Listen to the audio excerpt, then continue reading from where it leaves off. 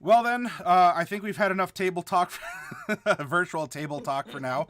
No, so let's just dip into our little primer, where you all give a point of view about the current events. Your hopes, dreams, maybe even a list of fears in your address, and I, as your DM, will make the best use of all that information that I can.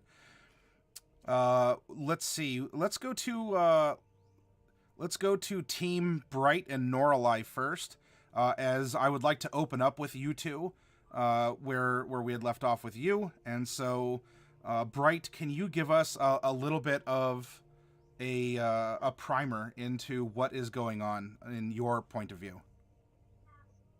Um, so it's kind of a tough day because we saw somebody get killed by a vampire, and I was hoping that we would be able. I mean, we didn't really have a chance to save her because she was already dead by the time we found her.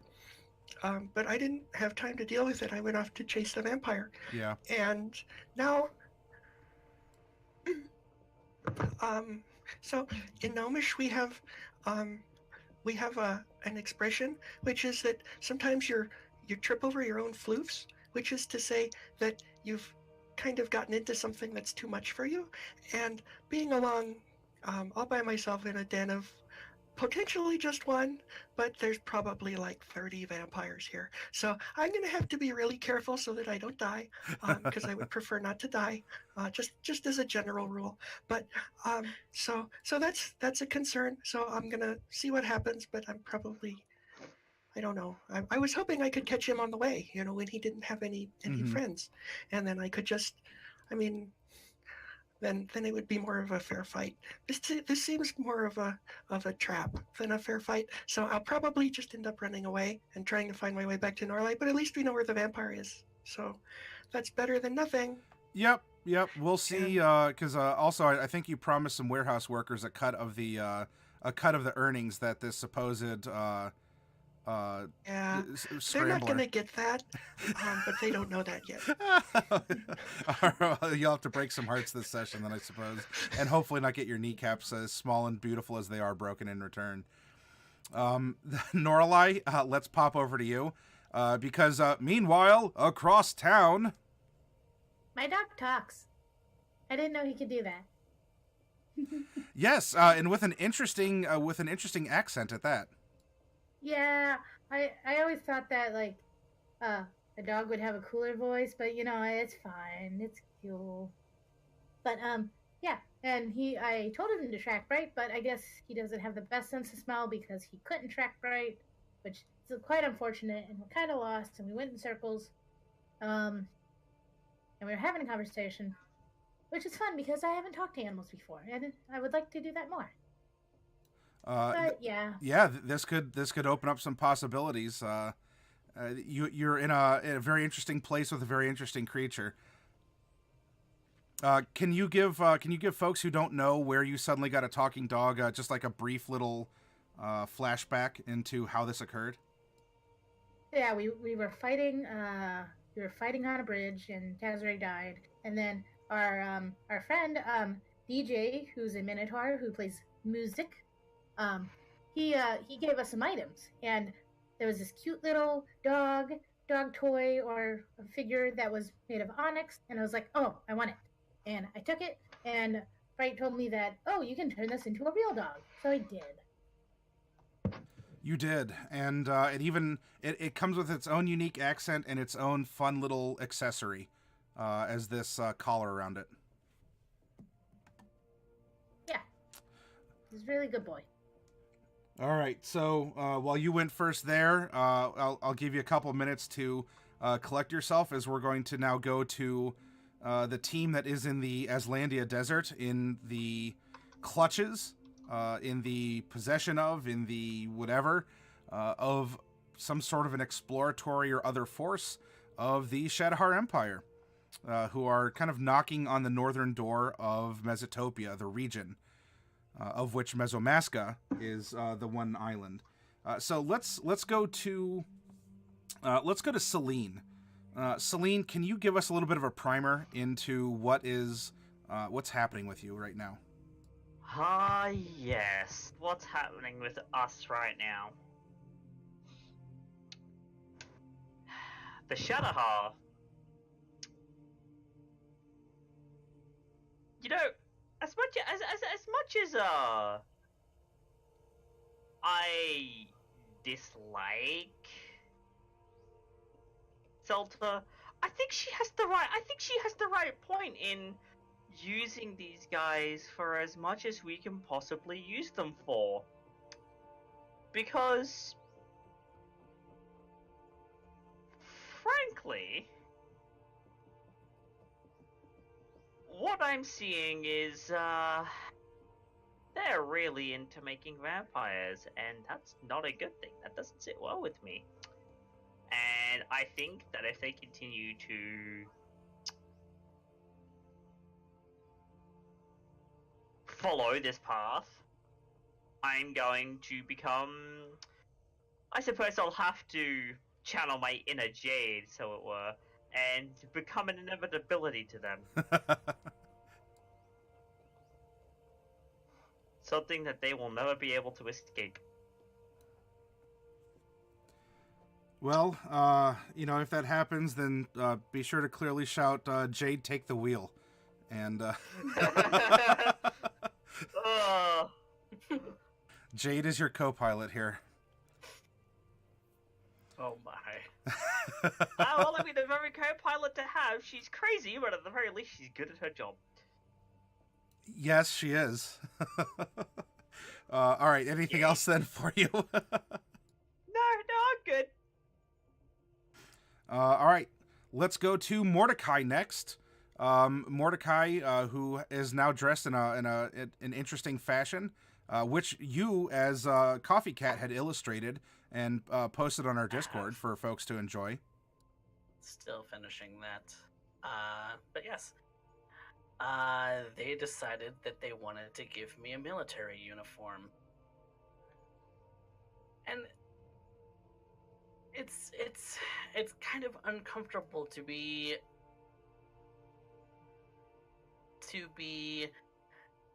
looked upon as some kind of, quote, progenitor that they would want me to be. I certainly don't want that. I certainly don't want them. I don't want to be part of that. That much I know for certain. There's a lot of things that I don't know about my path, but I know that for certain is one I do not want. And been thinking a lot about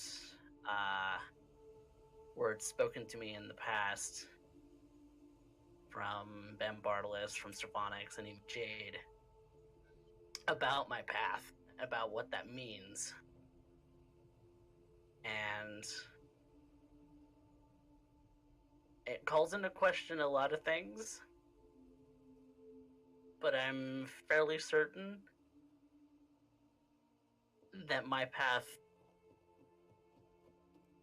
I'm almost certain, I am still pondering about it, but I don't want to be part of the problem.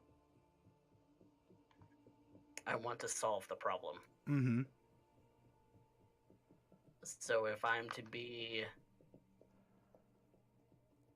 something of a vessel to exact that kind of judgment on them, then so be it. All right. Any other words and thoughts for us? Not anything that we can immediately address right now. Then, lastly, but certainly not leastly, we have Seltur. Oh, honey, you were just saving the best for last, that's all. You know it. And what can I do for you, darling? If you are willing to show a little bit of ankle, so to speak, but the ankle of your mindset, your observances or whatnot, what are you willing to share with us?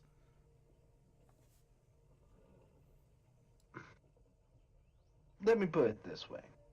I was here to end up helping out with a job. It was really quite simple. I'm here to end up helping out with a particular, shall we say, ritual that was supposed to be going fairly smoothly. And then all of a sudden, my dear beloved, well, that blonde, handsome devil himself, got pulled away in mid-ritual. Now, for some odd reason, that ends up putting us on a completely different continent, and now we find ourselves surrounded by Imperial troops, who are still figuring out what the hell to do with us, but they have found a bit of a reverence in Mordecai. Yes. Tall, dead, and handsome he is. But then all of a sudden, we got this juicy little tidbit. You see, he ended up kissing this one little chickie goodnight before the ritual and left her behind. I mean, how cruel was that? But it got even better when old Muffin Top herself ended up professing that she actually has a little bit of a heartthrob for him. Now, isn't that just delightful? And now Mordecai's leaving them both hanging. Oh, isn't that just funny? What a player. Now, the funny part about all this is that Mordecai has been presented with a ship, a bunch of individuals who are willing to feed his undead fine ass, and now he's crying about it. He got new clothes. He's getting the treatment, my dear. One that it should be reserved for one's betters, and yet they ended up deciding that this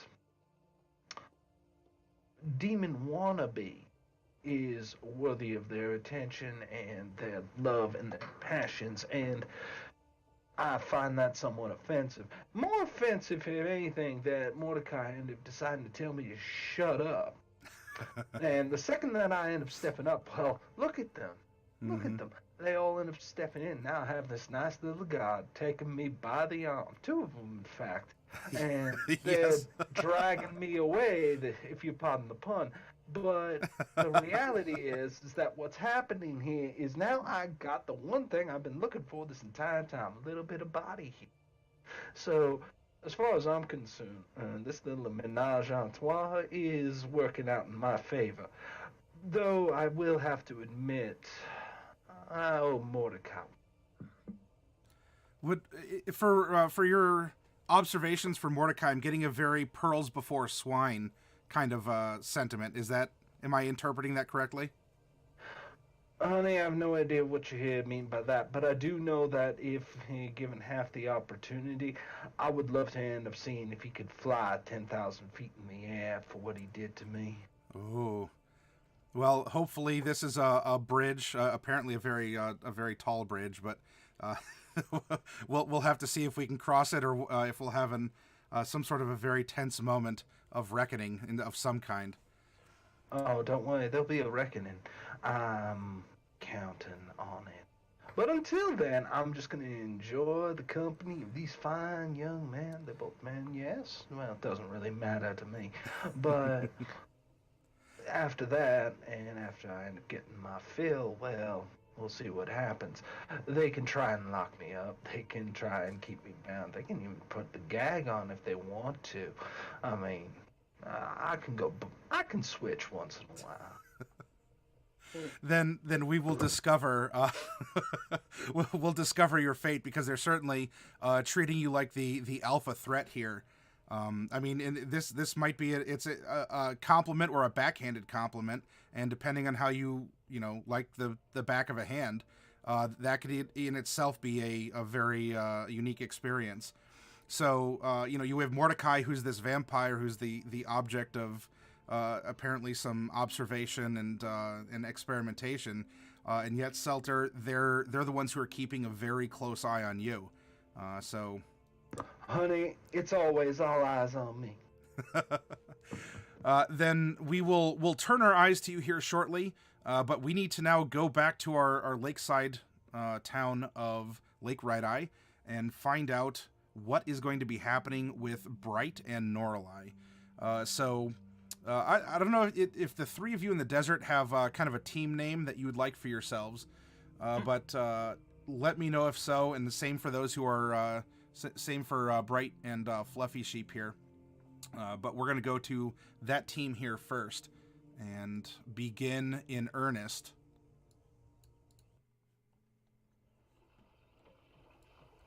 Our narrative. So let me make sure that we have our players off to the sides here as we are splitting our attention, and we have our tokens still out, including our little wolf, who is doing an excellent job of sorts, trying to track down. There we go. Oh. All right, I'm gonna stop messing with that. I was trying to spin the wolf around for comedic effect, but it's just making things more difficult, and so there it is. Anyway, so Bright was going into a warehouse, and we'll get to that point. But Norallie, you were chasing through the streets. You have this wolf of, you're trying to track down Bright. Now she went flying off, so it's a little difficult. You tried to provide a scent, but there's also a lot of people.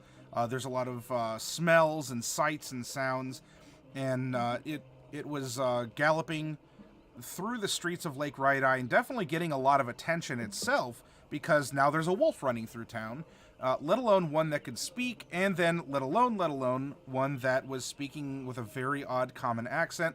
Although, honestly, I don't know what they're going to expect a talking wolf to sound like otherwise, so you know what? That's on them for judging.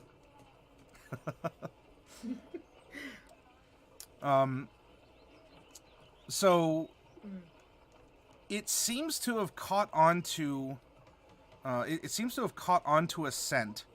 And because if I remember correctly, where we broke, you weren't in a public square, but certainly there was a lot of people on the street who were kind of gawking at you and the wolf as you're having this exchange back and forth. Kind of, it's us time, but you're in public, having us time, and it's.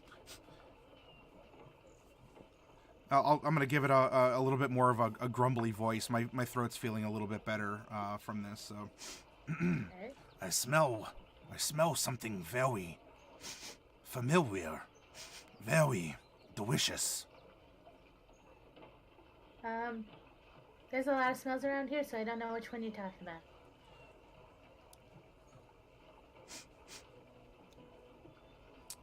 Familiar food. Yeah, there's probably lots of food around here. I'm hungry.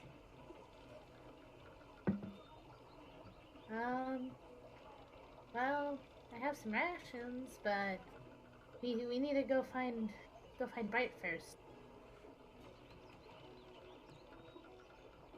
Bright. What is this Bright? Can I eat a Bright? She's a little gnome. No, do not eat Bright. She's a little gnome. She's very pink, and she flew off. She doesn't fly normally though. What is a gnome? It's kind of like a person, but they're not very tall, and they're very cheerful. That sounds like a wabbit. I can eat a wabbit. Yeah, you could eat a rabbit, but not a Bright. I could eat a duck too. Yeah, you could probably eat a duck, but don't eat chickens because we have a pet chick, or I have a pet chicken, and you can't eat that one. You could probably eat other chickens, but not that one. The one I'm talking about has a blue wing, so don't eat the one with the blue.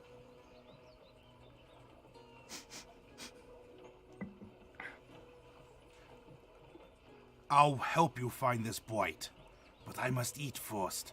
Something smells familiar. Follow me. Oh. Okay. And. I'm gonna follow after if he's running. Just make sure you ask before you eat. It's taking off. Now this wolf is running pretty quickly. You're starting to fall behind, Norallie, as this thing is tearing off towards the smell of some familiar food. Are you okay? I'm not slowing. I'm not falling behind. What are you talking about? I have haste. Then I would like you to roll a d20, please. Roll 1d20. Okay, not a 1. So, once more, you open the gate, let a little magic slip through, and you expertly close it before anything unintentionally happens, although I will always offer you the opportunity to let something slip out of the gate, should you wish. Because you were...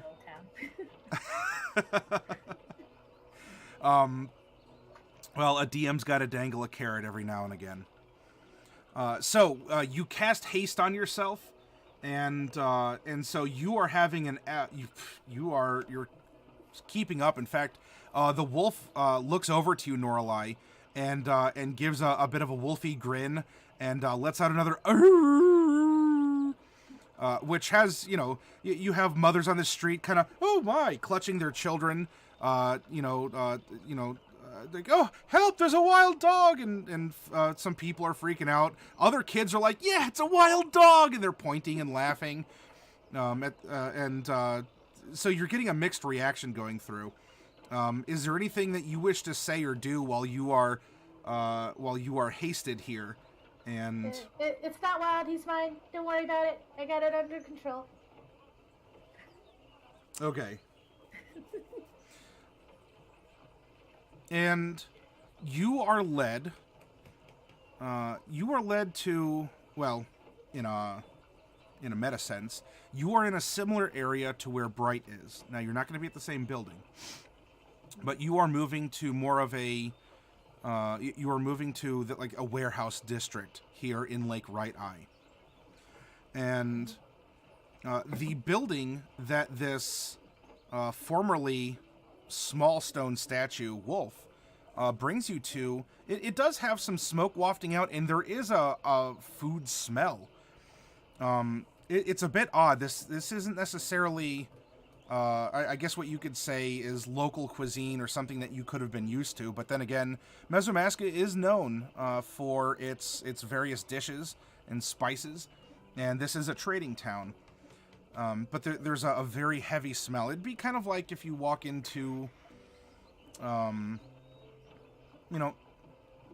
if you walk into an Italian restaurant or a Mexican restaurant and there's just the smell of that restaurant, something that in our minds, IRL, is like, yes, we are in this place.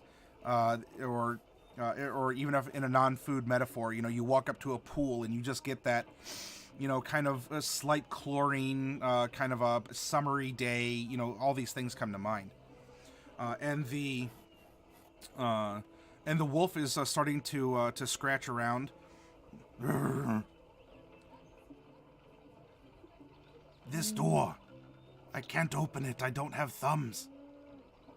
There's food inside. Familiar food.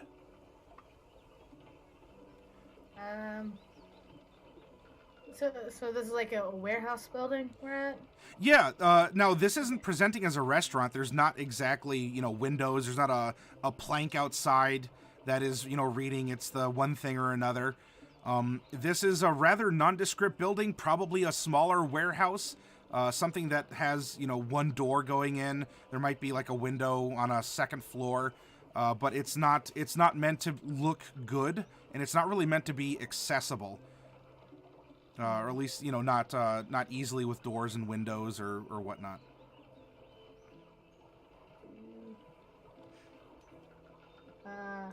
I'm gonna check if the door is locked by trying to open it with magic.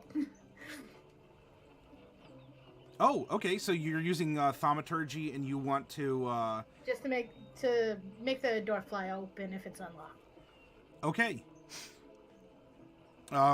So you go up and you it says 30 feet away. Are you gonna be right up on the door, or are you standing across the street? What would you like to do here? I'm gonna be a bit further away just in case.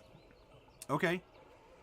So you cast your spell. I'm gonna just grab Fenri's collar so he doesn't run right in while I'm doing this. Okay, so then you're gonna be right up on the door because he's all but scratching on the door. Okay, well, I kind of just. Okay, I'm gonna be like off to the side of the door and just holding him and open the door without touching it. Okay, so you cast the thaumaturgy spell and bada boom, the door flies open, as per the result of your as per the result of your spell. And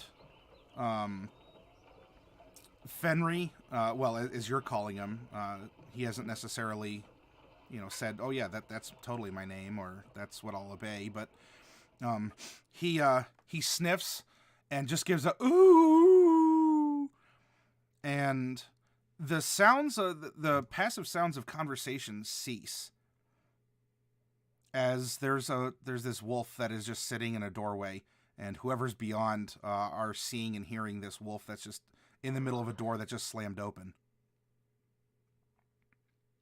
I'm just gonna lightly let go of his collar. Okay, so people inside the building are just going to see this violet hand kind of just very cautiously kind of from the door frame, because if you're sort of off to the side and they don't see you, then they're going to see this violet hand kind of let go of the collar and slip back to outside the field of view here, and as that happens, ooh, food. And the wolf rushes in, and you hear some other people making a bit of a ruckus. What's all this? Oh, and all of this, and you're hearing another familiar accent as well, coming from within, male and female voices, and it sounds like dishes are clattering and eating utensils are also doing the same. Okay. I'm gonna walk in quietly after him while invisible. Okay, please roll a d20. Yes. Not a 1. Okay. So Norallie casts invisibility on herself, and as you walk in, you see that there are men and women here, all of about the same age range. Young adults, and they're speaking in an accent familiar to your doggo here, and you see it looks like it interrupted some sort of a game of cards. There's definitely people eating, and there's this is kind of like a living space. Not that this appeared to be sort of an apartment or some like a big loft area or whatever. But it does seem that there is a good amount of people who are living here. And by the way, it's a mix of humans and tieflings. And in Abyssal, which also has, I will pronounce it as I have been pronouncing, but you are getting Abyssal with this accent. Who left the door unlocked? Who was it? And someone else says, it was me. I left the door unlocked. I'm sorry. They say that in Abyssal? Yes, it's in Abyssal, between some tieflings. Language. Oh, I'm sorry, not Abyssal. I meant Infernal. We have tieflings Okay. and humans. Yep, I swapped up our fiendish languages. This is Infernal. Okay. Great, now I have to retcon the entire story. Gosh, all right.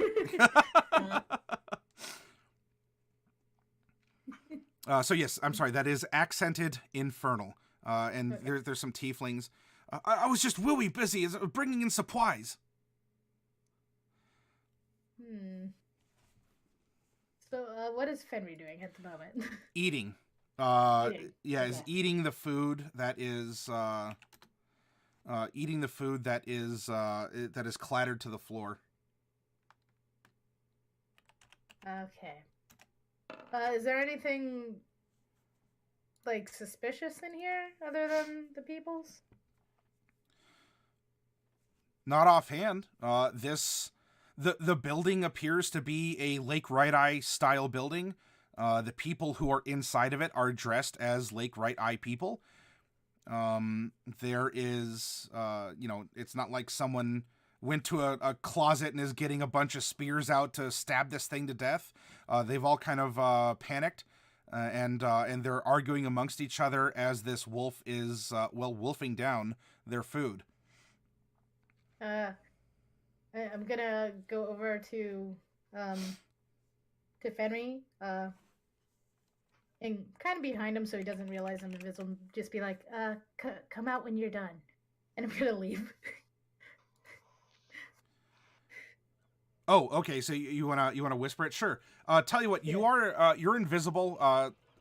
Go ahead, and if you want to give this whisper as clandestinely as possible, go ahead and make a stealth at advantage, because there is a lot of clatter and other arguments here. Oh, nice. All right. So a 16. I mean, not that you're aware of a score in your character, but you believe that you've been relatively quiet, and you just get a. The ear of the wolf kind of turns to the direction that you're standing in, though it doesn't seem like anyone has stopped fighting or is gawking at an empty space in the room, quote unquote empty space. All right, I'm just gonna leave. Probably stand just a ways from the door in case they lock it. I can try to open it. Are you maintaining your invisibility? Yes. Okay. All right. Technically, at the end of haste, you would have had this round of lethargy, but that's 6 seconds, and you could have just waited outside the door, so I'm not worried about that. All right, so you're going to remain invisible outside. Now, so some time's going to pass, and you are hearing. Well, actually, I tell you what. Make a perception check to understand what you're hearing. And this is at 11. Okay. You get the sound of. Is that before the door closes again and you hear it latch?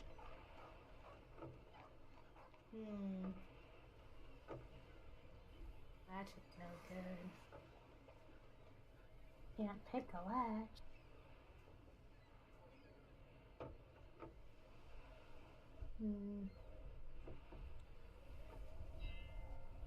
There's not a lot of people on the street. I mean, not that anyone can see you right now, because you can maintain your invisibility for up to an hour.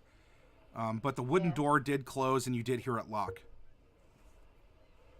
Alrighty. And you said there's no windows? There is a window on the second floor. Okay, so nothing I can reach immediately. Correct. How much time has passed? Couple minutes by this point. Okay. If I'm like listening, do I hear that Fenri stopped eating yet? When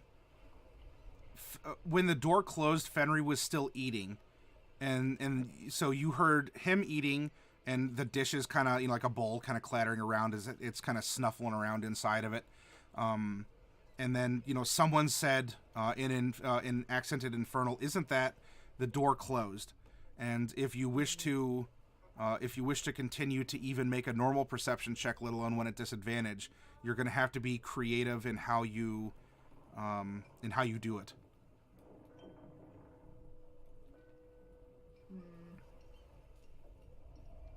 Yeah.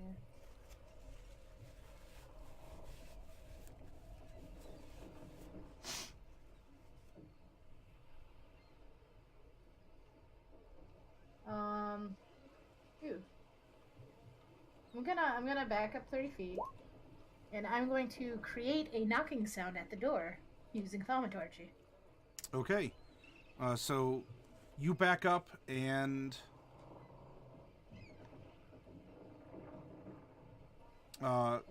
doing so is going to drop your invisibility.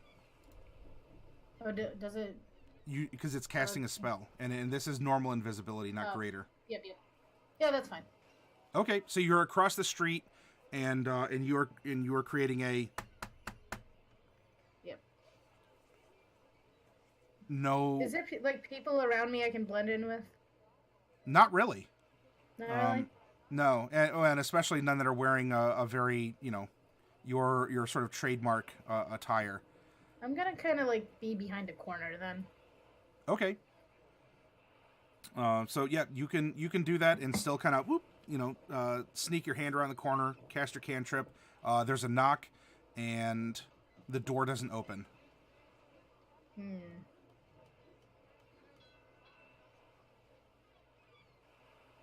Okay, that's not good.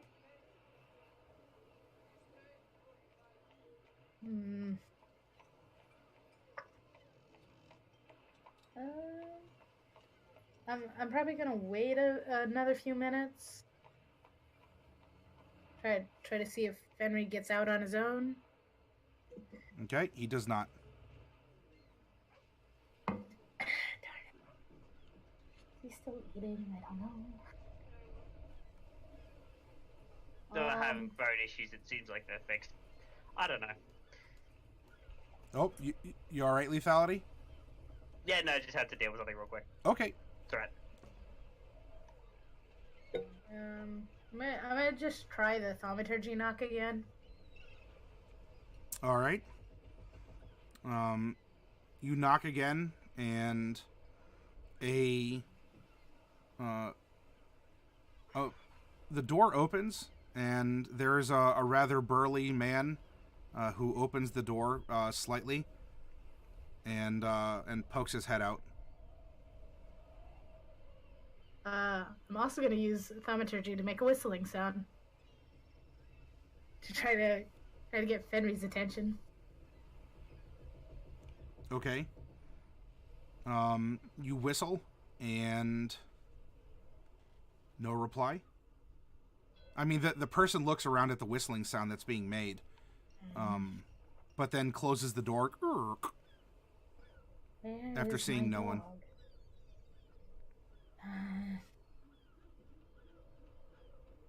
Alright, so, this second story window, is there any way up to it?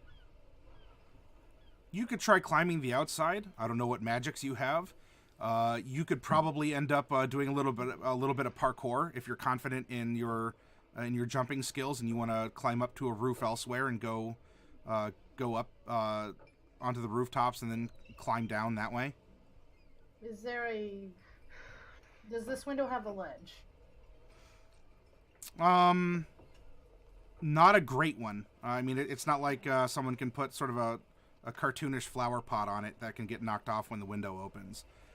There's a little bit of a ledge that's a part of the window frame, but it's nothing that is more than a tenuous handhold.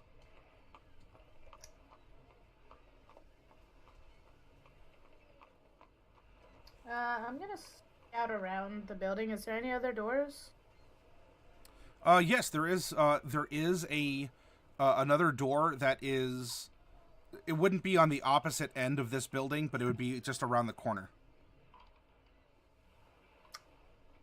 I'm gonna try to thaumaturgy that one open, while keeping a distance and or hiding.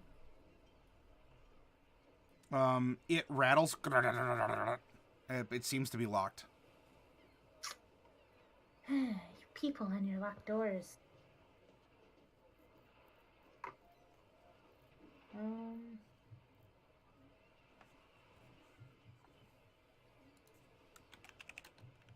Yes.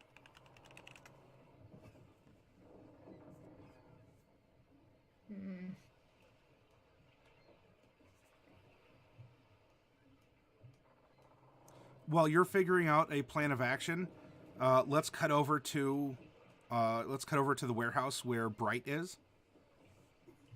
That's me. And so Bright, you've taken on the guise of a rather burly halfling, and you have ducked into this warehouse where you track the vampire going inside with two other warehouse workers. Who Ducked inside isn't exactly correct. We were actually still outside when we left off. Well, I'm sorry. That's true. You were going to be going inside. Well, we were. Yeah, that was the plan. So before I go in, I want to look around and see like what does the building look like? What is the structure of the building? Building is it's about 40 feet high, so very tall. This does seem to have some other windows to it, not on the first floor. These ones would appear to be on it would be the third floor, and a couple of them are even propped open, probably for some kind of ventilation. And It looks like it's in rather good repair. It's not like a crumbly down old crummy warehouse. I mean, it's certainly old, and it's it's a building that's been next to water for a while, and it's made of stone and wood, so it'll look like as it does. But it doesn't. It's not like gonna collapse and fall into the lake at a moment's notice. It's fairly solid here, and there's as you're walking around. There is a large set of cargo doors as well that is facing the water side, like where the docks where the ships would be pulling up. That's good to know. And so how good of a look did I get at the vampire guy? Would I recognize him if I saw him again? Let's see.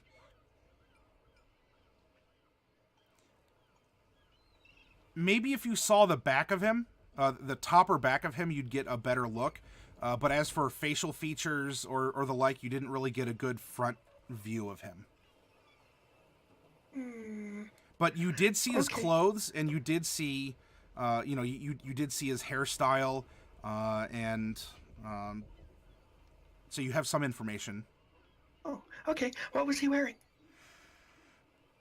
He was wearing, clothes that would appear to be common here.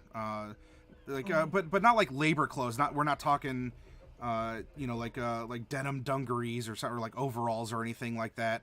Not like heavy padded, steel-toed boots. He looked like it was, it was an average day. It's sort of the equivalent of jeans and a t-shirt. Okay.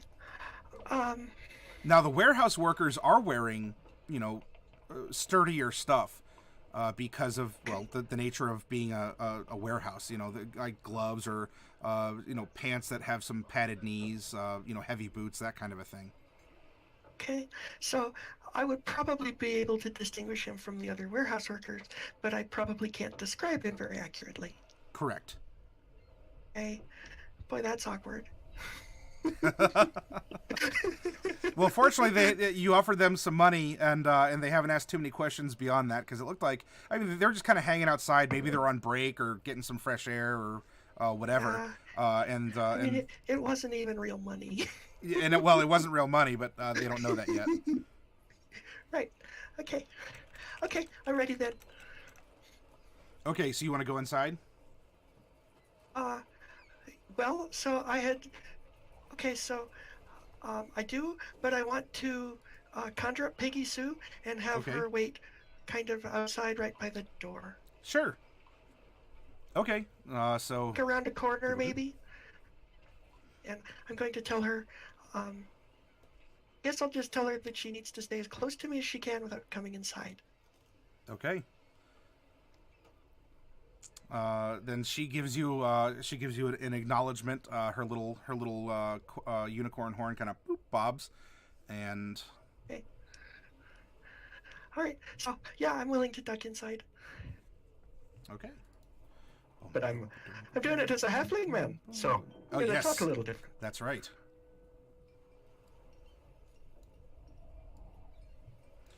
Alrighty, so we have a bright. And now the warehouse that's presented to you here, it is apparently there's some skylights that's providing some sunshine coming in, and there's also these very high up third floor windows. Not all of them are open, but some of them are. And there are some other workers that are arranging things. They're carrying crates. They have some wheelbarrows with some other items in it, and some other tools of the trade. That are in these rows. You can still hear through the windows and such, the sounds of boats coming and going, and occasional little dock bell going off, and maybe a gull up in the window, laughing and crying and all the things that gulls are wont to do. So you go inside, and your two followers like they're stalking you. The two gentlemen whom you've requested to help you. So he went in here. What can you tell us? Who are we looking for? Well, I don't know his his name just as such. I think he called himself Steven or something along those lines. I don't know. Yeah, he's not dressed like you. He's dressed more casual-like. Not like he's ready for a hard day's work. More like he's ready for a hard way to make an easy living, I think is what they call it. Ah, well, it should make him easy to find. Let's, I'll tell you what. A couple of the boys, I think, that I can trust to give me some good information. I'm gonna go talk to him, and he looks to the other friend that was hanging outside. Why don't you stand around here with him, keep an eye out, and I'm gonna go talk to a couple of the boys in the break room, and Happy to do it. So Much obliged. you now have one attendee who's in here with you, and he's kind of looking up and down around at the boxes. He should stand out, but there's a lot of places that a person could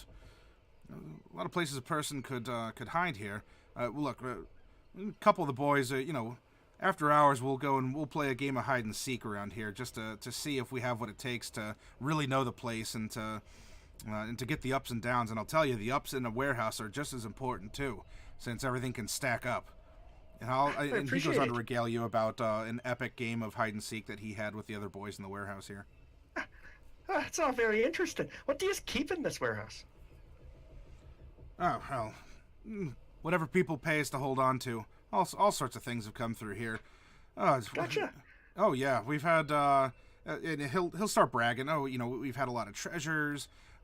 We've had a lot of. We've had food shipments. We've had even live animals come through here, and it's always very interesting to do that. And you could talk to you could talk to old Four Finger Pete there. He has a story about how he got that nickname.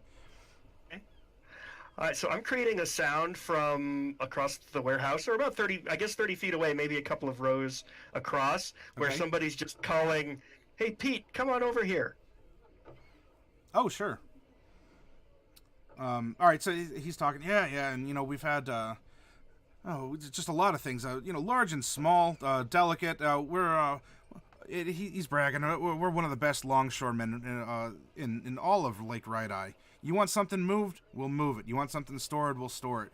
You want something, and at that point, down one of the aisles where you ended up making that sound, you see that there's a middle-aged human guy just kind of like peering around.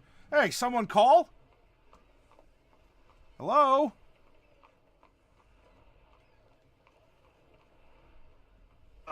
So Pete was the name of the guy who's attending me, right? No. Four Finger Pete is someone else that apparently earned that nickname because animals do get stored in the warehouse, and you can presume at some point in time he had 5 fingers. But your attendant said if you want a story about animals and such, you could talk to Four Finger Pete and how he got that nickname. Okay, I misunderstood. That's okay. We'll create a distraction in a different way. So what did Four Finger Pete do when the sound went off?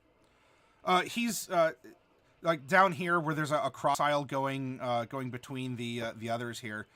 You see him. He like a guy just pokes his head around here like, "Yeah, someone call for me."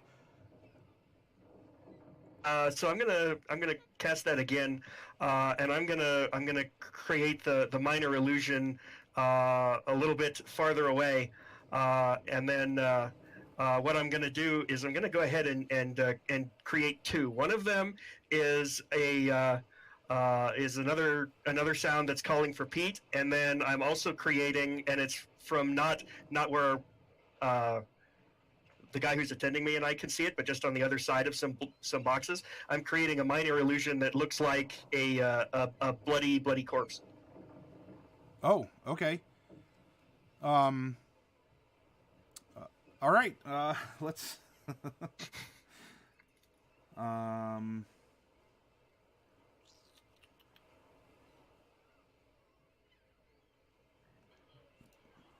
All right, so you see that he stalks forward, kind of lured by the other sound that you made, and suddenly you hear from by a stack of boxes. Oh gods! Someone, anyone! This is Four Finger Pete yelling. Oh, we need some help! There's a body here. And So I'll turn to the guy who's next to me, and I'm going to say, I think you better go help out your mate. It sounds like he's in trouble. And that is a suggestion. All right. So what I'm going to do first is, as Four Finger Pete is interacting with the corpse in a way, because he's ducking down next to it. He's sort of like freaking out. I'm going to roll a DC 14? 15 investigation. 15 investigation. Oh, 15 investigation. It's not even an intelligence. Okay. Then let's see how good our warehouse worker's doing here. All right. He's going to continue calling that there's a corpse here, even though he's interacting with it. So Bright, you're allowed to grin at that. And then your suggestion, creatures that can't be charmed or immune. Well, this is not an elf. Suggestion must be worded in a manner to make the course of action sound reasonable. That sounds reasonable.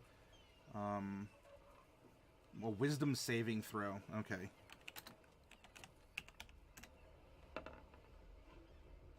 Oh, there's a protocol. Oh, jeez. Oh, not another one. And he runs off. And so he runs off to the direction of the corpse. Okay. So the next thing that I would like to do is I would like to hide in the stacks. Sure. Make a stealth at advantage because of the lighting, because of all the boxes. You got to. Oh, all right. So a 23. I think you managed to wedge yourself, or I don't know. You tell me. Do you want to be on top of some boxes? Do you want to be wedged in between? So what I'm looking for is the ability to obviously not be seen, but I want to get on top of the stacks so that I can see where people are going more easily. But my priority is definitely much more on not being seen. Okay. You can find very conveniently close by.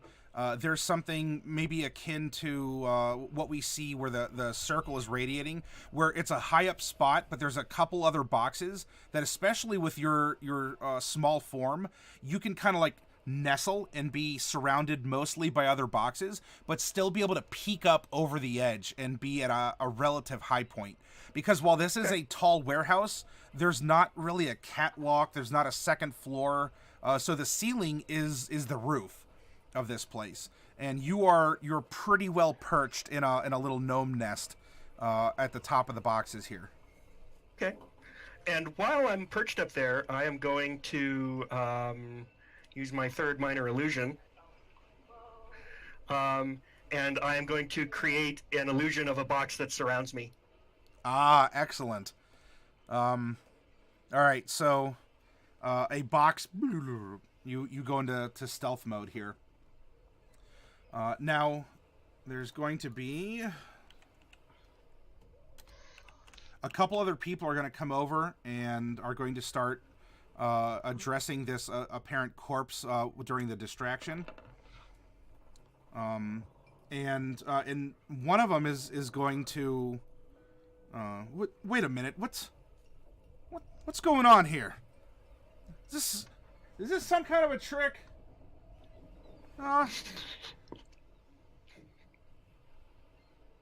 Ides, is that you? I know you can do this, Ides. This isn't funny. You know that we talked about this during the meeting. Ides? Then it disappears. And the other guys are just...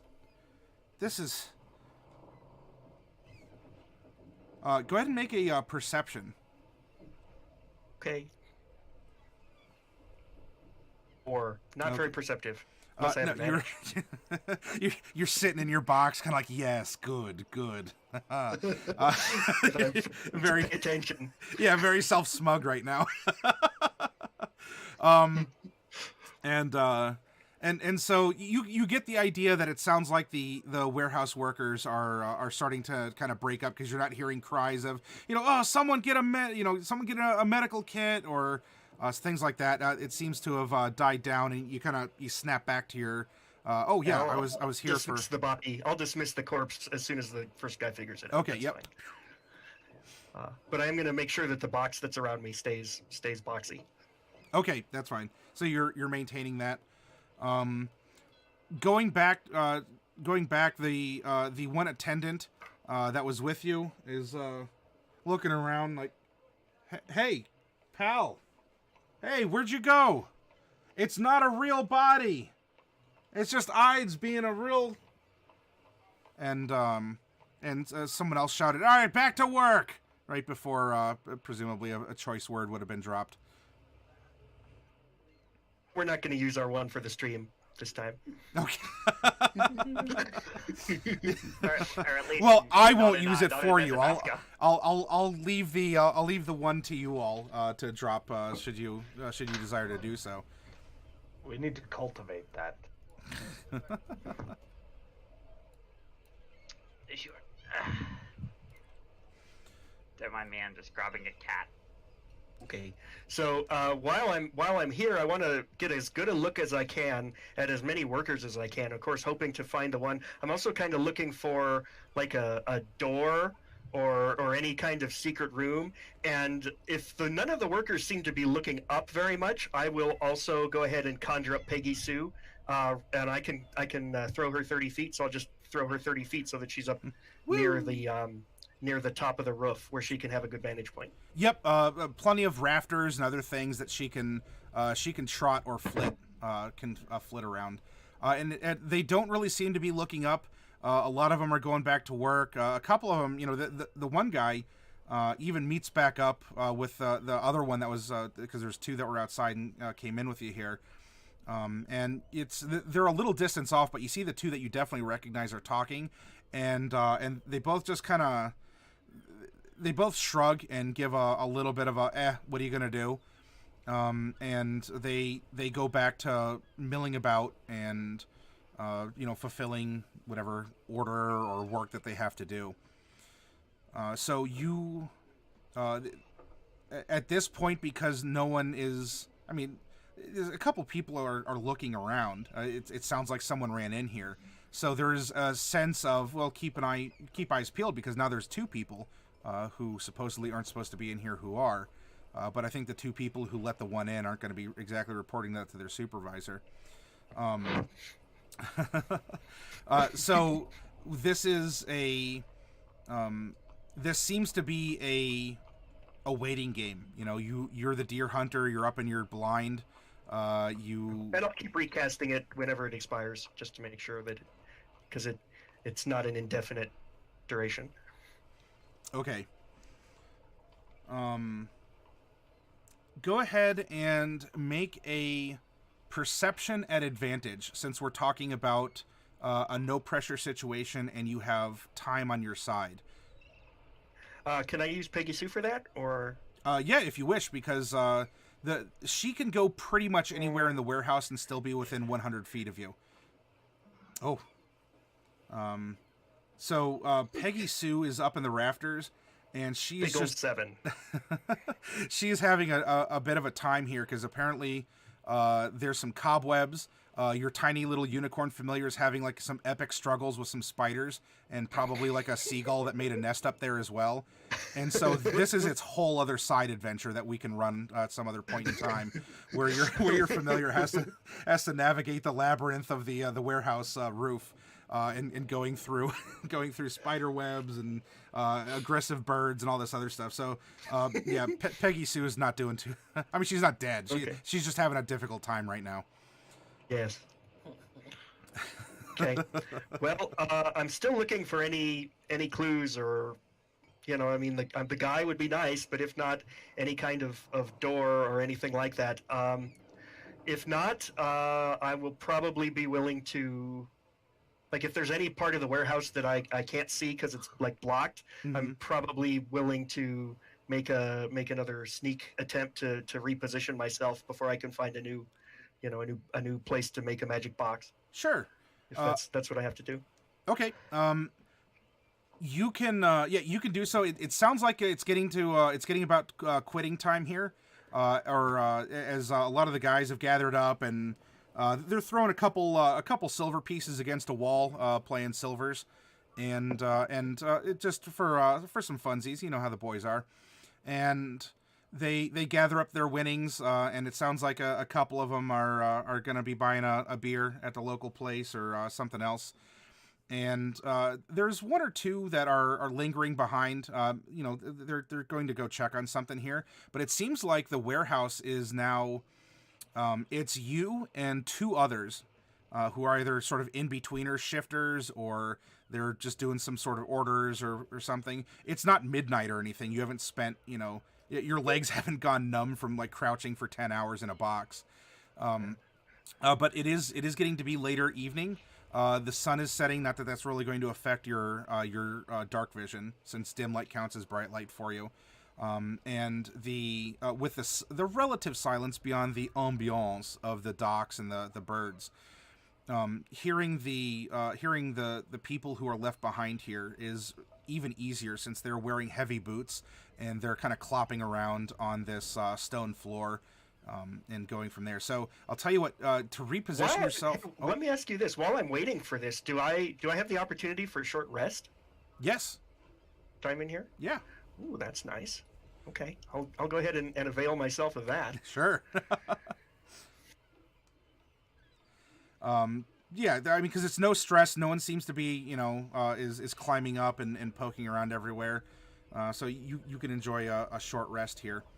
It also means my disguise. Oh, I mean, it also means my disguise. My disguise wears off. Yeah. But it's okay because I'm still in a box. Yeah.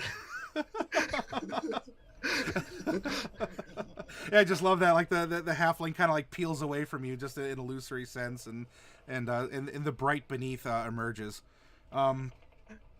Go ahead and even in your bright form, you can make a stealth at advantage to very carefully reposition yourself in a area of the warehouse that you have not yet observed. 13. That's not very good. 13, and then there's always the opportunity, perhaps that are distracted. A couple people here might be able to pick you up in some form or fashion. There's going to be a disadvantage to see if they can observe you. And nope, it looks like so you're rounding the corner, and you're just like excited. You're like, oh, tiptoe, and a person like comes right around, and you just you just go right up against like almost like a hieroglyphic on the side of a box, and so we have this little gnome just kind of like contents bright, and he has his nose buried in a clipboard and just walks right past you. That's good. I'm glad to see that. Whew, that was close. One of my floofs almost flew out of the box. Yeah. And so you can do and reposition yourself to another area. Yeah, that's about right. I mean, I'm just looking for any sign that might indicate. I mean, if I can see the guy, or if I could see any secret rooms, or any place where he might have gone that I haven't checked. That's all. Well, you can make an investigation, and again, with the rather low pressure that you're currently under in the circumstances, you can make an investigation at advantage. Okay, but I don't have my new investigation skill from Respec, right? That is correct, but you know what? Apparently, we're figuring out how you will come across it when we when we catch up to the point. It's going to be in nature, but it's really investigation. Okay. Okay, 16. 16. All right, so you're creeping around. Some more time is going to be passing here. Not like 2 minutes, but we're talking. You're peeking around. You're using your senses. You're using your noggin to put some things together, and you see that there is a box that's open, which isn't necessarily a rare thing in a warehouse. There's a lot of boxes that aren't just completely sealed up. This one, though, this one stands out amongst those, and your intuitive nature is saying something's not right about this. And as you get on tiptoes and you're kind of you pull yourself up a little bit and you look into it. It's a crate that should have been nailed. However, the nails are I don't know. Let's say that the lid is half an inch thick. The nails are 3/4 of an inch long, and that wouldn't exactly supply a very secure connection. especially because along the rim of this box, you can see that there's also like the indentation where just the little nubbin tips of the nails have been pressed into the wood. And as you look in the box, it is filled with it's filled with hay, or it's another kind of packing substance, and there is a vaguely humanoid shape indentation in the hay. Okay. Let's see. What's the best approach here? I have so many choices and I don't know which one is the best. I guess I'll just use my mage hand to gently move some of the hay out of the way without touching the humanoid figure if I can. So it's not a figure. It's an indentation of a humanoid figure. An impression in the hay. Not like it was a person buried in there. Okay. So in that case, then I'll just root around with my mage hand looking for anything that might be in there. Inside the box, you do find that there's contents beyond, nothing that's humanoid shaped. But you're finding what appears to be some personal possessions, a backpack, though it is heavy. It's too heavy for your mage hand to pick up, but just kind of, getting the hay off to the side. You do find that there's a backpack in there. There's some things that might be considered adventuring gear to us, a bedroll. There's even a short sword in there as well. Short sword. So some personal effects, yes. Interesting. Is there any? But there's not like any person around. Correct. There's not a person in this box. Okay. Or anyone like. I guess I'm more concerned that the person who was in the box might be lurking nearby. So that's kind of why I'm a little bit on edge. Okay. As you investigate as well, while there are these nails, it looks like the lid of the box. In looking at that, because I'm imagining you're being thorough here with this advantage. On the underside of the lid, it does look like there's little handles that can be held onto. Okay. So maybe like a shield, but it seems impractical as a shield. Yeah, I mean, it seems like it's intended for someone to like pull the crate closed on top of themselves so they can sleep in here. So that's really interesting. That's really interesting. What time of day is it? Approximately still? It's I said we're getting into evening time, so it's probably we'll say it's about 6 p.m. Okay. Interesting. So, if this is, okay, is there anything, I'm going to go ahead and climb into the box. Okay. But just so I can get a better look, I really want to look through the backpack. I want to see anything that resembles food, like rations, because probably a vampire doesn't have rations. But if it is a vampire, then maybe they have something ooky. Okay. Go ahead and make another investigation.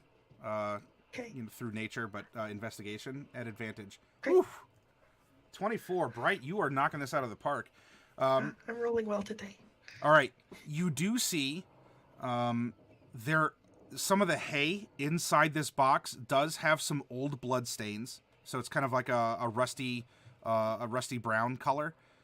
But for sure, it's not just, it's a discoloration of the hay. Like you're piecing this together, and it does look like there's some blood stains on the hay, and on some of the clothing as well that's inside the backpack. There's also some evidence of blood. Okay. Inside the backpack, there's some. There's a dagger. There's. I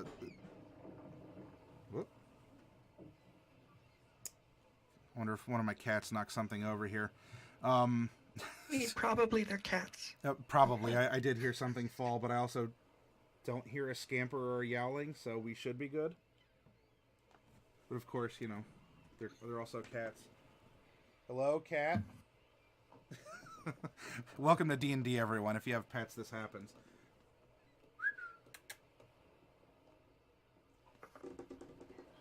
Hello.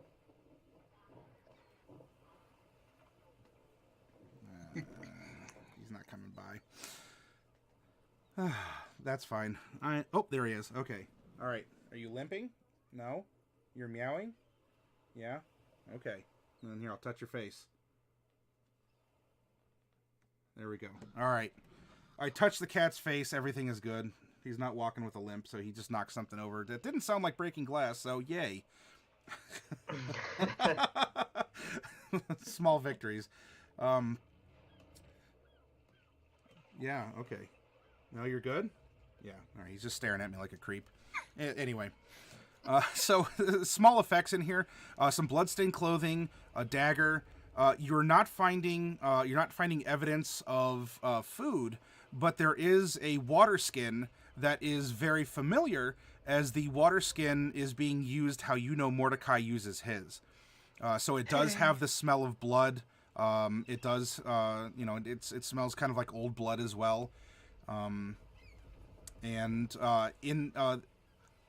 the backpack, you're also finding, some common, like what we consider common clothes to Lake Right Eye. But you do see evidence of that old style black and red uniform. All right. So that's interesting. Did I get a good enough look at any of the other workers to impersonate them by a disguise spell? Yeah, you had plenty of time. And a lot of the guys were just kind of mulling about, or maybe at some point some of them kind of hung out next to you. But you were able to get a good look at a couple of them. Okay. So I might want to make an insight roll or something for this. Can I get a sense of which of the workers might not be particularly in favor with the others? Like if there's any worker who seems socially to get along with the others? I just on everyone's bad side. I'll give you insight at disadvantage on this, because you didn't really pick up a ton of the social interaction with them. Is that 11? Okay. You think that you know, so you make the best guess with the information you have. Okay. So now the question is how brave I am.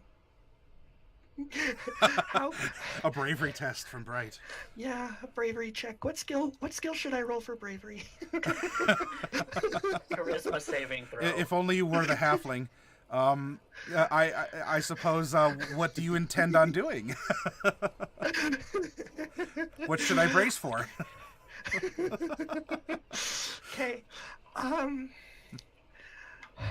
And now there's still a couple of people in the warehouse, or is it completely deserted now? You're still hearing those couple people kind of shuffling about. Every once in a while, you hear them kind of like on a box, or they'll run into each other like, how's your list coming along? Yeah, well, and it's echoing through the warehouse, because it seems to be just these two that are kind of casually strolling around, and you do hear one of them say, yeah, it's almost quitting time. It's getting a little dark, huh? Okay, so I want to pre-position Peggy Sue at a place, something like this, where she can see a nice place that's big enough to hold a gnome. Sure. If it comes to that. I'll wait right there and keep her vision trained on that particular place. Okay. And then we're going to cast some magic, because I like magic. Yes. The first magic is going to be another disguise, so I'm Okay. going to turn myself into that guy. Yep. Of course, a miniature version. Yes. Okay. You went for Hank Hill, but you got Cotton. Sure. Yeah. Okay, that gnome ain't right. So now I'm going to come over and find one of those guys, and just as it's time to walk up to them, I will embiggen myself so that I'm the right size. Okay. Yeah, because disguise self just floats for an hour, and then you can concentrate on your embiggen. But I don't have a minute of embiggening, so I have to hurry. That's why I'm only going to cast it right as soon as I walk up to them. Yeah. Okay. So yeah, you remember that you hold down shift as you scale up, so that way you scale proportionally. Otherwise, maybe in school when you all were learning that spell, some people didn't really get that, and so you got some interesting distortions. Yeah, people would come up with like one eye bigger than the other, or their one arm is long, the other one's short. It's very fun. It was so much fun. Yeah. Very popular parties. All right, Yes. so you can track down one of them, and you're coming up as one of the workers here. You can see that they're kind of distracted, so it's really when you want to embiggen yourself, you'll have a minute of interaction as you are going to choose to reveal yourself to this person. So can I make a quick retcon because I want to pocket a couple of items from the backpack? Sure. Yeah, you would have had time. Yeah. I'll just pocket their dagger, Okay. and if I can find just a small piece of clothing like a sock or something with blood on it, I'll take that too. Yeah. Yep. You can find. You can find. It'd be maybe more like a handkerchief, or that has blood on it. But you can also get that, Yeah, and you can get perfect. the dagger, and the dagger. Roll a history on this, and this is going to be straight up. 18. Ooh, if you had advantage though, man, you're getting these it'd be another 20s. crit. 18 is still going to be pretty good, especially because you've seen some exposure to this.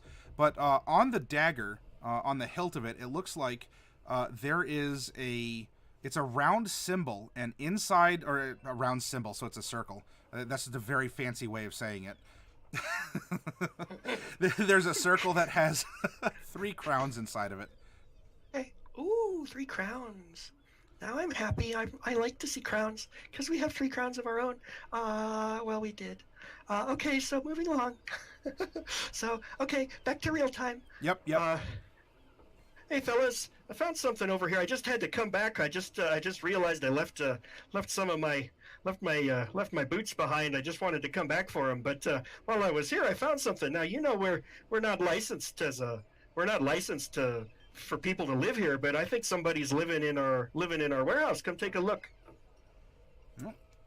Whoa, we got some squatters again. It looks like. Does the spell change your voice? I mean, we decided that it did because Okay. otherwise it wouldn't work very well. Oh but, yeah. Okay. Nope. That's fine. I just wasn't sure if there's a little, if there's like just something that mean, I'm perfectly fine with that. So go ahead and make I don't know. I'll let if it sounds reasonable to you, make some sort of social interaction at advantage. It could be a persuasion. It could be a deception. Like I there's think kind of a this has to gray be- area. Yeah, I would make this deception because I mean I'm either deception or performance, but I'm gonna go with deception and hooray! Not very Ah, good. Seven or seven. 18 if I have 18. if I have advantage. Yep. That's fine. That's just fine then. So yeah, you miss. So he's starting to question because you're coming up and you're kind of throwing some stuff out, maybe as a distraction. Distraction ideas to lead to the core point. He looks down. He's looking at your boots, and then he kind of someone squat. Dang it! And he has his clipboard, and so he puts a pencil in his pocket, and all right, take me over there. Show me. Right over here, right this way. Okay. So doop, and you are going back over to the, area, where this was, and so, he looks at it and is like, what am I seeing here? It looks like just someone opened up a box. Oh look, you got see that outline where they were lying in the hay, and then here's all their stuff. They got clothes and bedroll and all this stuff. This isn't somebody's. And look, you got these handles on the inside for somebody who can just pull the lid down on top of them. Spotted that? Huh? Oh, We're aiming for a promotion. Your minute after kind of walking, it wasn't a terrible distance away, but your minute is definitely Breaking coming up. to a close soon here. And so he leans in and is like, I didn't hear you. oh, your minute is coming to a close soon with the walking to get over there, and was Okay. kind of pointing it out. It's not terribly far away, but you don't have a lot more interaction time when you're in embiggened state. And so he roots around. There's even a backpack, and is that? He's really looking. I hope that's not blood. I think it's blood. And he takes out his clipboard and he starts writing down notes, and he's like, "What section are we in?" Oh, he gets the coordinates, like the letter and number coordinates inside. Go the ahead and warehouse recast the embiggen just to okay, just to make sure that it stays up. Yep. Okay.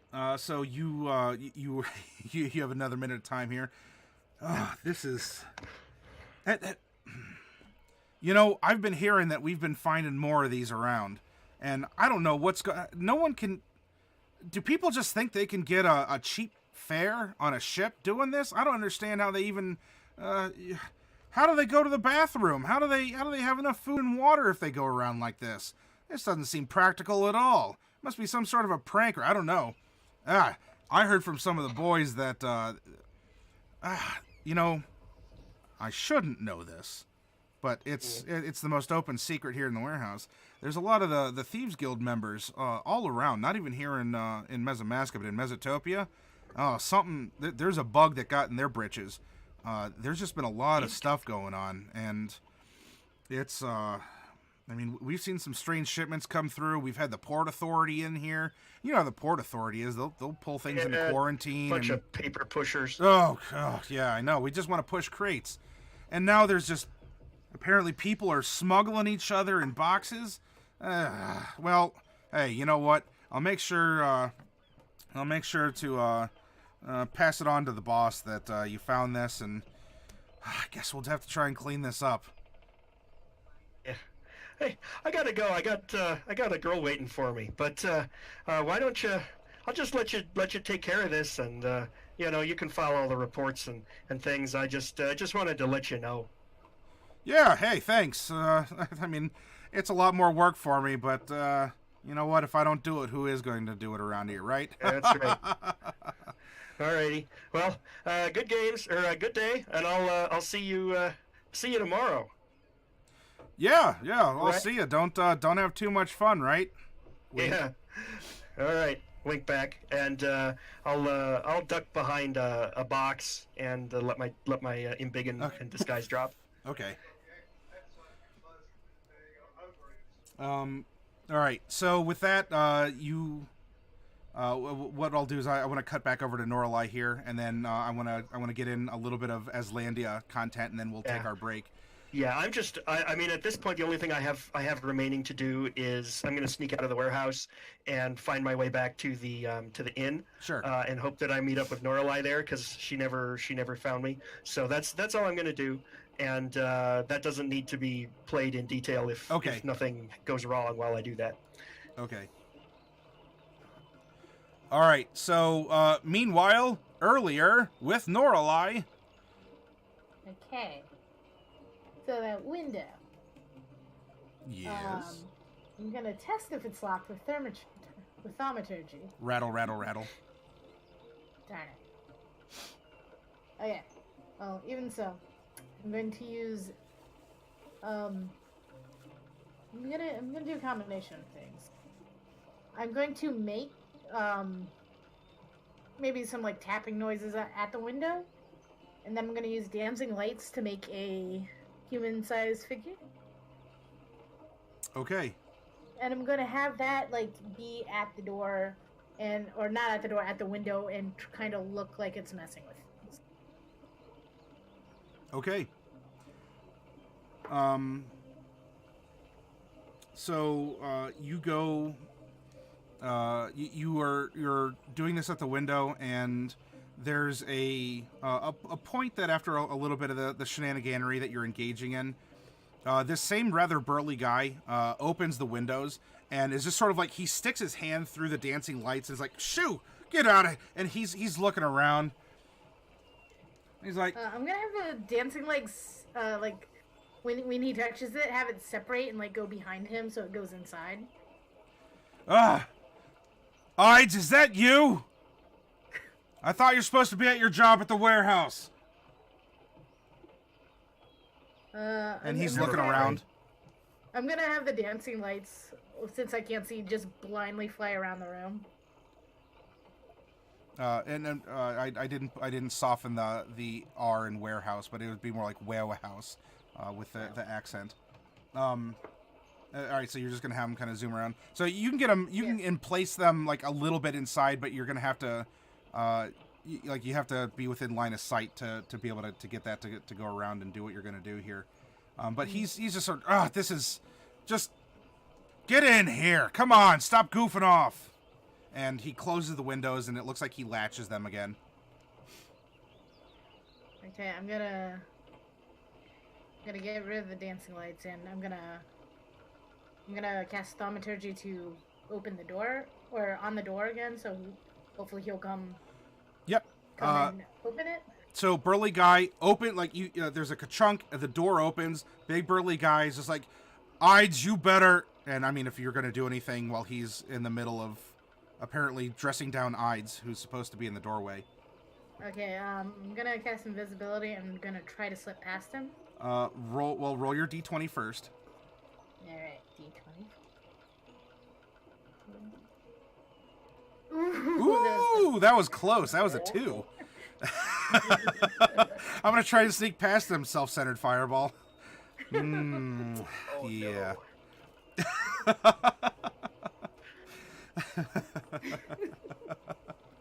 All right, so you get a bit of a rush as the magical invisibility falls over you, and you feel that there's that presence right at the gates, right before you're able to close it again, and it's there, it's lurking, it wanted out, and you were able to just close it off in time.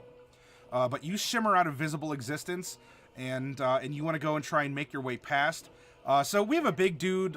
He's in a rather aggressive stance because apparently whoever this Ides person is really upsetting him, and it might be known as a bit of a prankster or trickster. Go ahead and make a stealth at just a straight up. Because we're going to have an advantage and disadvantage, because you're going to have to crawl between his legs, but you're also invisible. So there's different components that are working. I would like advantage, please.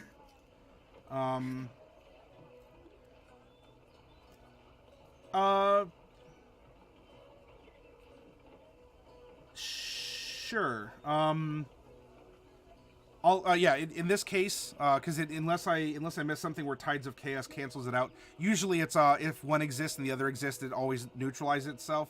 But you know what? I will give this one to you here. You Tides of Chaos, and so you can roll a stealth at advantage as you're manipulating this magic that is flowing through you here. A 12. All right. So let's see. And now we have a person who's looking out for Ides. Roll 2d20. And let's see if our big burly guy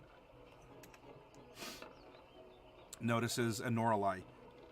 Wow. All right. So Norallie, you clench up for a minute because the hair at the end of your tail kind of like tickles his leg as you crawl through, and he kind of like, I don't know, just gives a little bit of a stomp, like, I don't know, maybe he thought there was like a bug or something on him.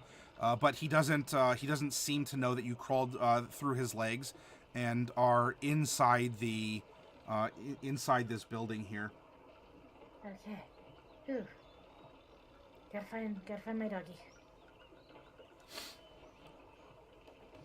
And now you want to search through the building? Yes. All right.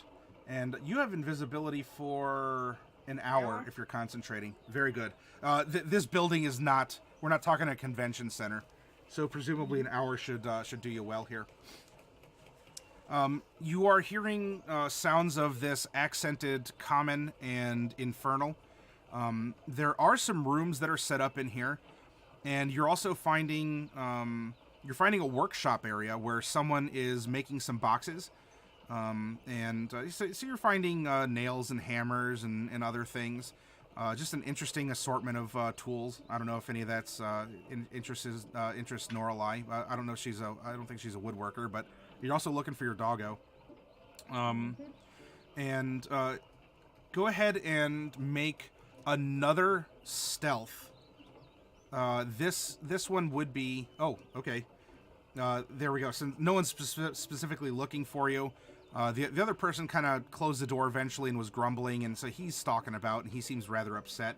But with a 21, I'll keep that in mind, should someone perhaps have the opportunity to hear you. But you're light-footed enough. You're trying to avoid the creaky floor spots, and you're doing all the sneaky sneaks. After a little while, you hear some people that are laughing, and they're talking to Fenri, and they're behind a closed door.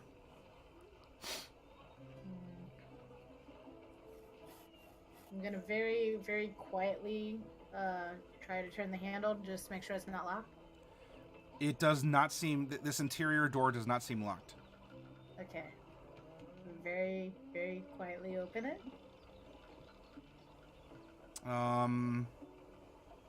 Sure. Let's see if it's quiet or not.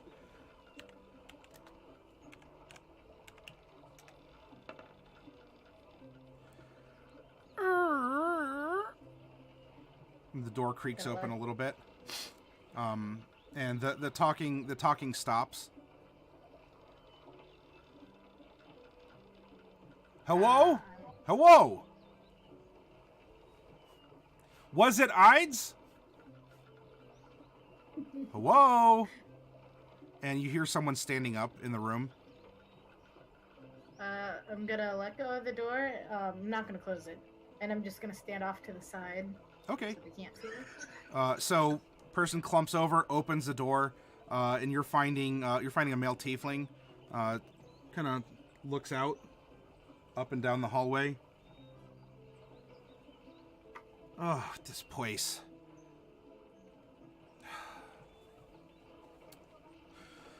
What a quap hole. And he closes the door and gives it a jiggle to make sure that it's closed.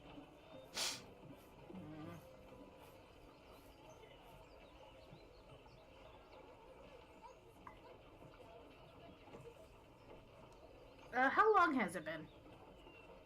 We'll say, you're moving kind of cautiously. You're keeping eyes and ears open. We'll say it's been 10 minutes. How long has it been since I summoned Fenri? Oh, your time is not the same as Bright's. It's been maybe an hour and a half for you. Okay.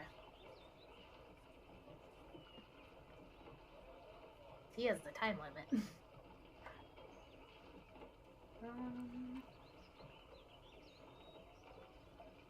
I'm just gonna listen at the door and try to hear what they're saying. Sure.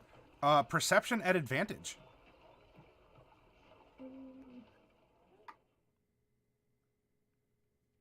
Ah, there you go. That advantage works, so it's not a 9, but a 19 instead. You are hearing, there's 4 different voices inside this room, including the one of your newfound pet doggo.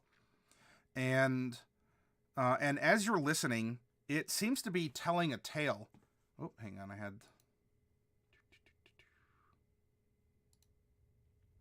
There we go. It seems to have been telling a tale, and he says, when you put your ear to the door, and that's when I just woke up. This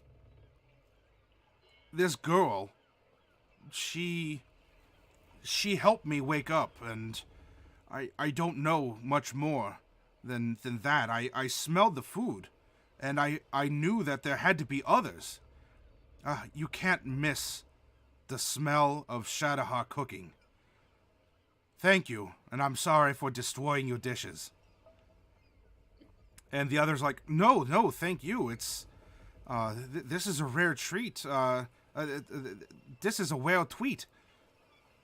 To be in your presence, Wagalia.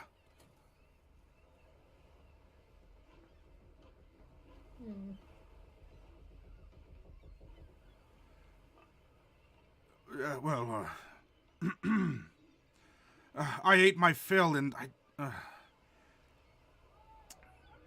I'm still a whittle confused.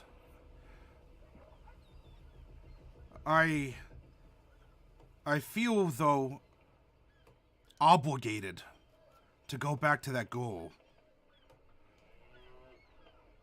There's something that I can't quite explain. Maybe because she's the one who woke me up. But it's nice to know that there are others of our people here. In... what was this called again? And then you hear someone else say, Mesomasca. Mesomasca. Oh, great. I'll do my best to try and remember. Anyway. Oh!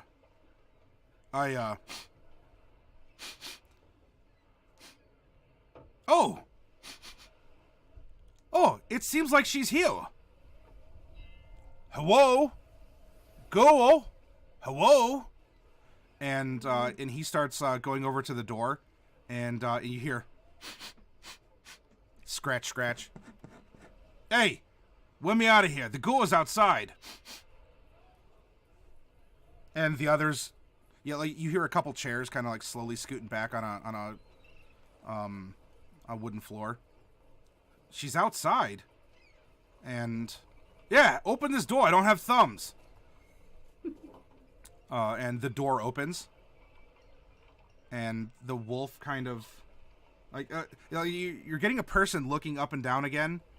And the wolf kind of comes out and...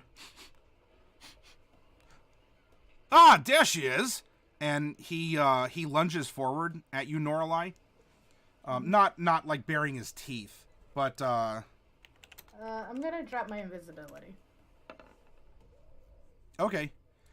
So as you shimmer out of your invisibility, it distracts him. It distracts him a little bit, and so he doesn't sort of like pounce on you. Again, not in a super aggressive form, but there she is. And he just sort of like, oh, there you are, girl. I'm gonna pet him. And as you're kind of crouching down, petting the wolf, you have 4 people now that are coming out of this room. Hello? And who are you? My name's Norallie, and my dog came in here, and then he took a long time, so I came in too, because I told him to come back out, and he like made me wait like an hour or so. Norallie. Or it'd be Noah. Noah. Yeah, that's fine. This... Wagalia. This is the girl? Yeah. You said your name is Wowawai. I mean Noawai. Huh. Yeah, but this is the one. She woke me up.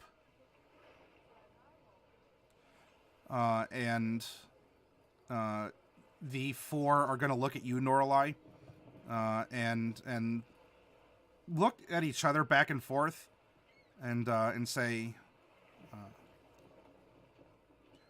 well, Noawai, I believe we have some talking to do. I hope that you have some time. Yes? Well, I was trying to find my friend, but, you know, I had to wait an hour, so, she might have, you know, I don't think she would have gone after it without me, so maybe I have time. Oh, you poor wasp girl. Don't worry, we'll help you find your friend. But we need to sit down and have a talk. Okay. You guys aren't cops, are you? They all look at each other, and then they look at you, and they all just burst out laughing. No, no. We definitely aren't police. Okay, good. I'm not supposed to talk to them. Good. That's a good attitude. Noah, why? Yeah, if you're cops, you have to tell me. She got us. You know the rules. You have to tell me if you're cops. All right. So, what we'll do is we'll sort of have a fade to black, not in a tragic way, but we've established your 2 scenes and sort of a cutting off point. I would like to go to the desert for a little bit, and then we'll take our 10-minute break and come back for the last half of the session. Then where we'll pick up with the boy and girls in the desert, and then we'll come back and finish things up with Norallie and Bright. Is that all right? Mm-hmm. Okay. It's great to me. All right. So, meanwhile, across... really, this is more at night. Meanwhile, across Mesotopia, we have a camp set out in the desert at night.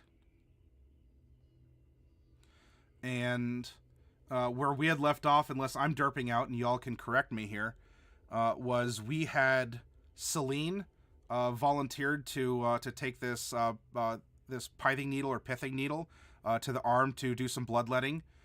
Mordecai, you drank it. Seltur was receiving some bodily warmth from two burly boys, and you were conversing a little bit. You were conversing a bit. Much. So they will. What I'll have them do, and if I had them take you back to the airship, I'll retcon it. Otherwise, we're gonna have a scene like you see here, where you are given a tent, and you are also given the consideration of several guards, who keep a respectable distance. You know, they're standing like 5 to 10 feet away, but you're not alone here, and there is food and drink that is set out for Selene and for Seltur. Mordecai, I mean, you've been offered. There's a third cup, but it's, you know, maybe more out of courtesy or respect. There's some lanterns, and even as you see, for Selene and Seltur, there is an odd contraption by the table that has several dishes and several hoses coming off of it, and you are where you see yourselves right now. Okay.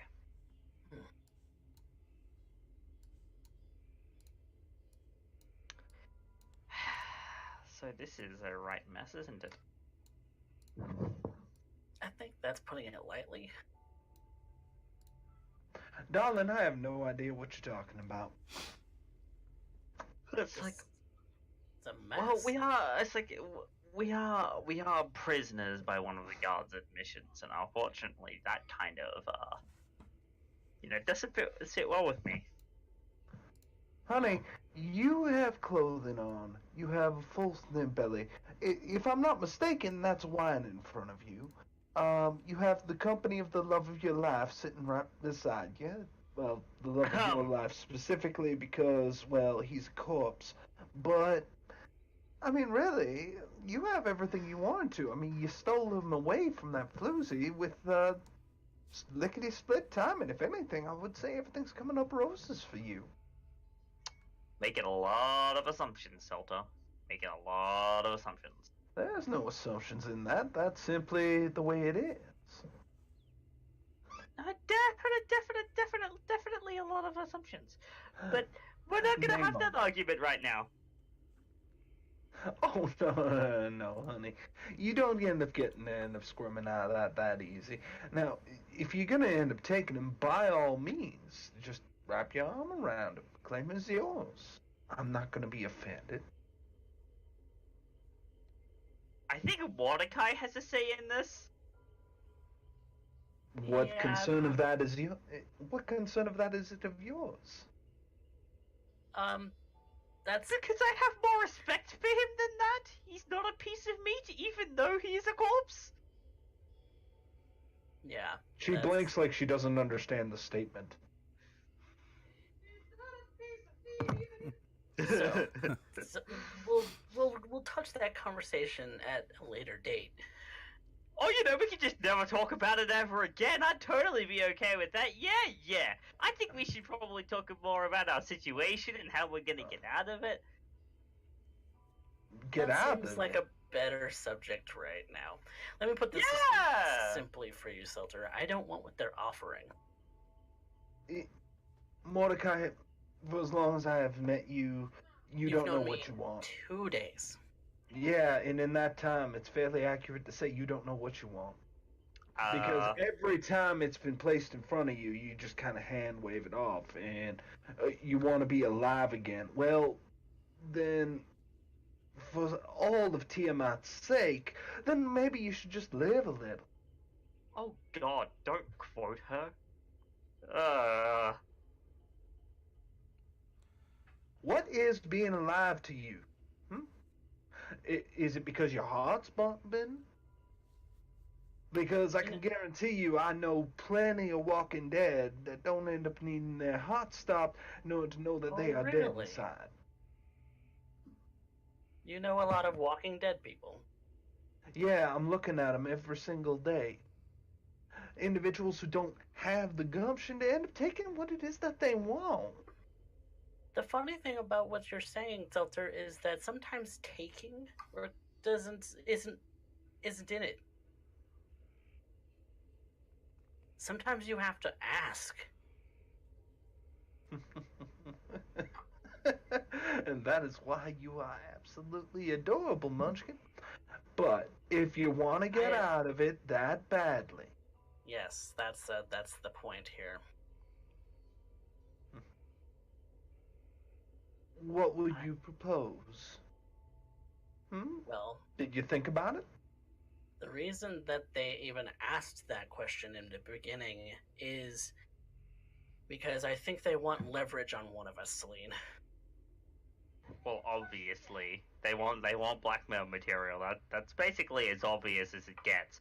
But now, just a related but different topic.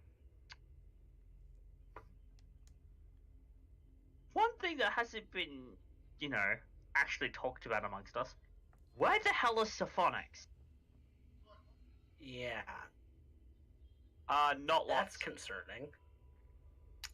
Not here. Obviously. But... Well, wait. If you could pinpoint his exact location, would it make any difference to the situation at hand? It's like... the situation at hand is as a result of him, so kind of want to talk about that, but I guess that's not the most pressing issue. The most pressing issue is, what do we do to get ourselves out of this? Because Symphonics can't help. Points up. We're on our own. I look at this guy. You look at an airship. Are we thinking an airship? Because I'm totally okay with it. Oh. If I had enough time, I could figure out how that thing works. The problem being is I don't like heights. Obviously, we know this. And I don't exactly have the materials to bolster myself right now. I don't know. To me, I look at it as a case of, look, we got a ride. We have an entire army. We have a wonderful bunch of protectors here who are all about saving your dead ass. And so, I gotta admit, that right there works very well in your favor. To get pretty much anywhere you want to be. And... Are we sure that they'll go along with that? That they'll go anywhere I say? Maybe not yet. But it's a lot closer than you might think. As the three of you are here talking and, planning or doing what you are, a man walks over with a small wooden chest. Commander Willie has instructed me to offer you some flavors for your hookah here. Have you... Oh, you don't know a hookah, I presume. It is something that we use when we sit and talk. It is something that allows for better communication, in a way. Anyway, I was instructed to offer you several flavors. We have a traditional, which is very smoky. We have a plum, and we have garlic, if you go for more savory. As well, I was instructed to offer you a more lucid blend of flavors that does have particular intoxicating effects. Now that I'd be down for. So please, you may choose your flavor, and he looks over to you, Selene. Commander Willie had instructed me to caution you in your reduced state to perhaps not partake too strongly of the intoxicant. The others may make you more white-headed. I can show you how to use the device. Seltur, it's all yours. But this is supposed to be a group activity. Isn't that right, sir? It very much can. There are several hoses attached to the hookah. You may all partake as you speak, though one may enjoy it separately. Aw. I'm sure we can figure it out. No, he's being a gentleman. Don't... I'm pretty Why sure not? that I can figure it out. It's fine. Very well. I will weave the... just from the south, just distant on the desert winds. You're gonna go blind. You're gonna go blind.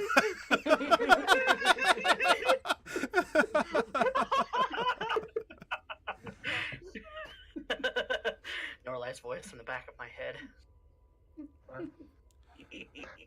Choose a flavor, and I will weave it with you.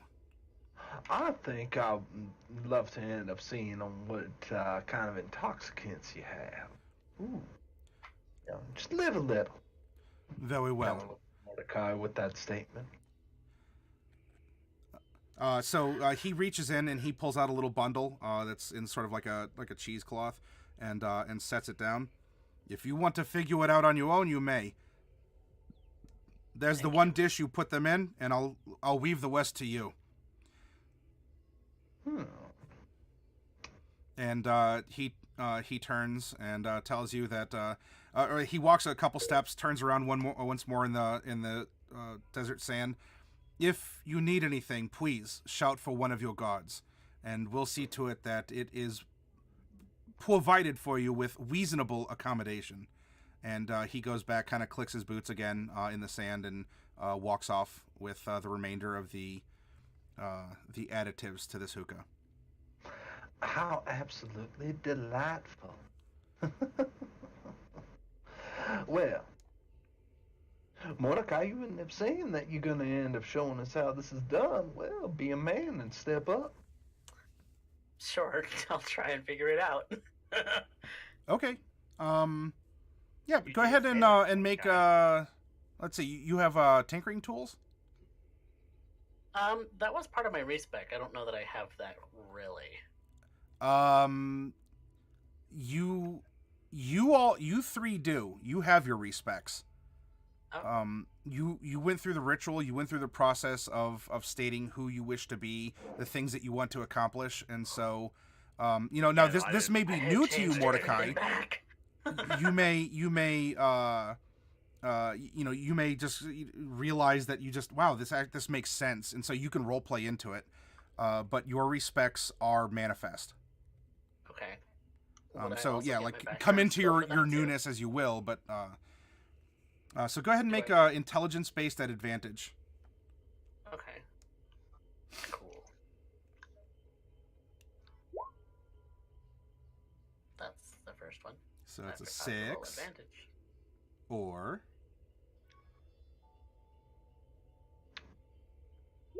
a 13. This is definitely this is a newer Mesotopia doesn't really have these things here. Maybe in the circus you've heard of them because the travel and word of mouth and such. You think you're making progress, but it's not like, oh, I got this. So you're fumbling around for about 10 minutes or so. You're looking over the hoses. You're checking the dishes and everything, and you're like, I think this might go here. Where does the fire go, and how does this happen? And so you're not bumbling around per se, but you're definitely not just auto like, oh yeah, this is locked in here. So eventually, yes, you'll get it figured out. And as you're looking too, like one of the guards kind of looks over his shoulder and kind of gives a polite muffled chuckle as he's watching you try and figure this device out. But he kind of snaps back to his attention after you notice him. And once I figured it out, I give it to Seltur. Have fun. Oh. Okay, and the fire just goes right here. Do I understand that correctly? And she takes a small, I imagine, stick or something akin to a long-wick match and lights it in one of the candles before putting it underneath the charcoal and letting that starting to heat. Yep. She kind of starts to breathe a little bit on it to end up giving it. While not experienced in this particular indulgence, she's definitely experienced in something similar. And it's at that point, once she's convinced, she ends up taking hold of this weird hosed pipe, she supposes? Yeah, this might be a little weird for your mouth style, but you could probably make it work. Yeah. Does this smell like anything that I've taken before? Yes. So the substance is probably a relative to other recreational substances your former circus troupe was probably exposed to. But this has its own unique pungent flavor or its own smell to it. If it helps you here, Sonny, you can always end up referring to them as social lubricants. Yeah, I have a bad history with social lubricants. What's it gonna do to you? Kill you? Well,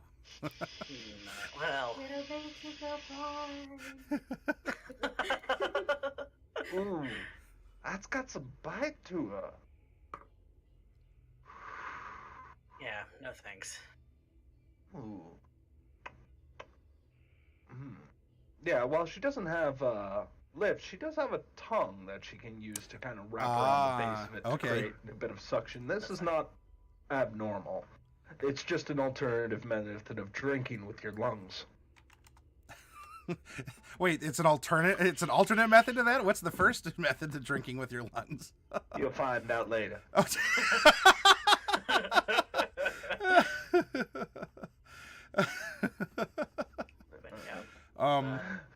We end up doing that later, honey. But we can't be exactly on camera when we do that. You let me know.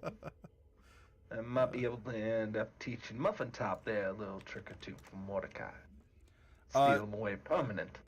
Selene, are you going to partake in this, or are you abstaining? I am abstaining. Okay. Oh, more for me then. Yeah, you're welcome to it. So, do we try and just convince them and head south?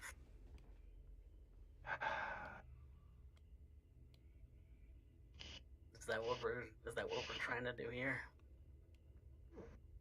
You know, In one way or another? well, if you're asking for input, I'm asking. no, you don't make it a asking situation. You make it a must, a moral imperative, shall we say. Moral imperative. People don't work on, like these don't work on wants. They work on what ends up going on in front of them. And with you, my dear, let's see, you could always end up expressing an interest in returning, that you could always be useful as a guide. You can always ask around and try and end up getting, well, you can try and understand the situation as it is. One of my personal favorites is trying to end up figuring out who here wants to be the one with the big britches. And butter them up just a little bit. Butter them up. Definitely seems like the commander wants to be buttered up. Honey, that commander right parlance. there has gone almost as celibate as a nun. You think? I am not that celibate, thank you. You have been hanging on to this wonderful piece of man meat for how long now? We've only known each other a couple of weeks. A couple of weeks, it took you this long in order to end up saying anything? Honey, I'm disappointed. There's some people who actually take time to actually express their feelings, thank you. Yeah, and most of them end up dead tomorrow. So, I appreciate your forward approach. It is not my approach. well, we'll have to work on that. No, we really don't.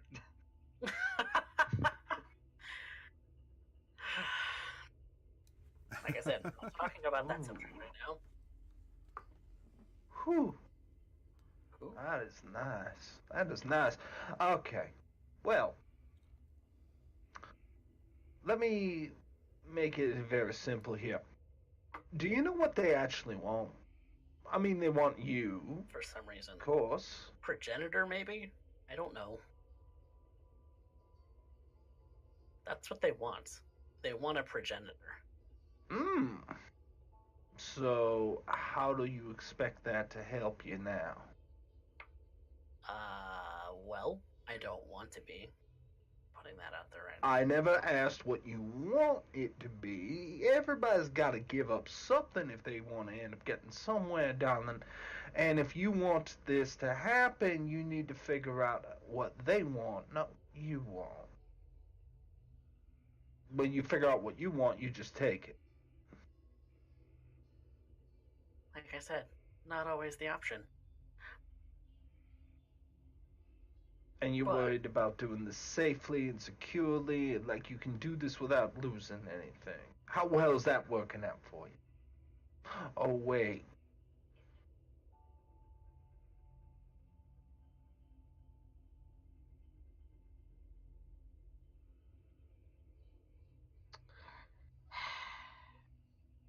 So, Am I wrong? Trying to lose as little as possible. I've already lost my life. I don't need to lose my dignity or my soul, if that even exists. Don't be willing to step up to the game if you're not willing to put it all on the line. Now, that being Believe me. said, I'm gonna end up taking a moment to enjoy the stars, enjoy some personal company, and maybe end up having a time to end up observing our new surroundings. And that is a beautiful ship, I will say. It very much is, Seltur. As you're looking at it, I mean, you just have just examining it. It's amazing what you're able to just think about. You know, as you're looking at it, and you're just able to process the ship as it's there. You know, you look around, and it's almost like you can see the firelight and the starlight. You know, kind of twinkling off the grains of sand, the stars themselves. Not in a debilitating way. It's not like you're hallucinating to a detrimental effect, but you know the stars, like you can just seem to just focus on the stars, and it makes you just see the star as it twinkles and sparkles in the sky. You know, the moon as it's hanging overhead.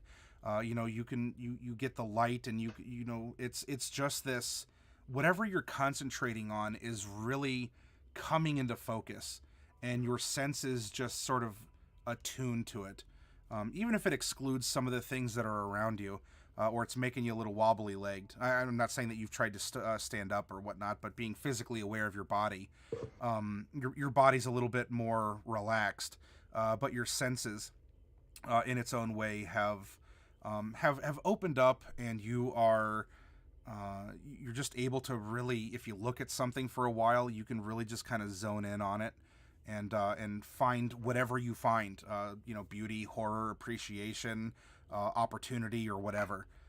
It is, but this is the effect it's having. Honey. I'm mostly right now looking for ways to make that ship ours. Now, well, the way I'm seeing it is I'm trying to figure out how to make this captain want to end up bringing Mordecai to Mezamaska. And outside of the hardest part is mostly just trying to end up working with what limited knowledge I know personally. But I do know that she cares a fair amount for Mordecai's well-being.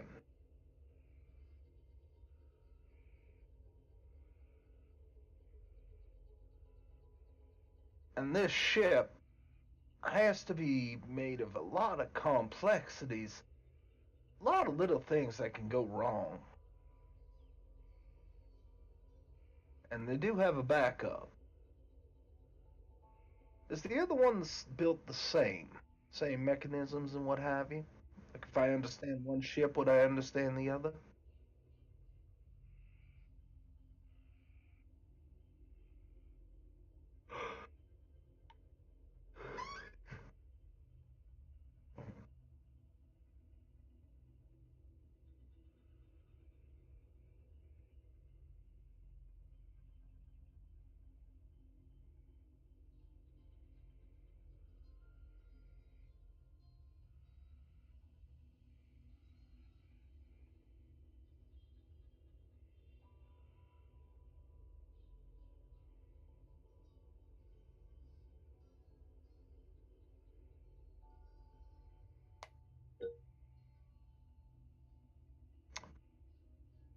Well, I have to end up admitting that I would love to end up getting a little bit of, how should I put this? I'm currently observing the crew as well. Yes. And ever so often I keep an eye on Mordecai and Selene because, well, I get it. When everything goes to hell, I'm gonna be the one getting killed here. And I start looking around. Now, you said that there was a wine glass here. Yep. I think I will indulge in that, and I'll keep that on my person. Okay. A little bit of finery helps clear the palate, as it were. Okay. So you're savoring this wine. The wine's taste as it courses over your tongue, past your lips. It like you're feeling the alcohol sort of evaporate in your mouth. You're feeling mouthfeel is very much a thing here.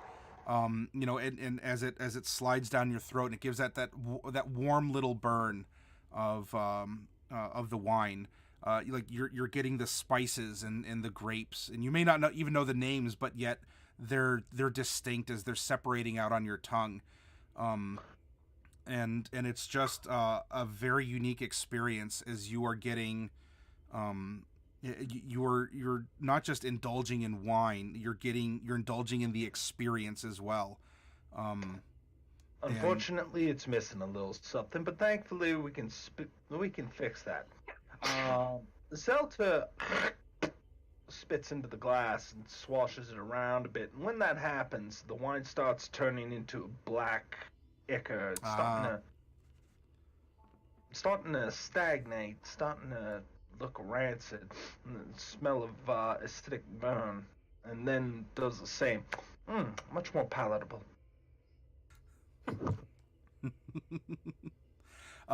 Than what I said, except more unique for your circumstances. You're getting a nice tingle. then what I would like to do while you're sitting back, and the wine is going to have a double effect on you. I mean, the wine's going to work as wine does, but given your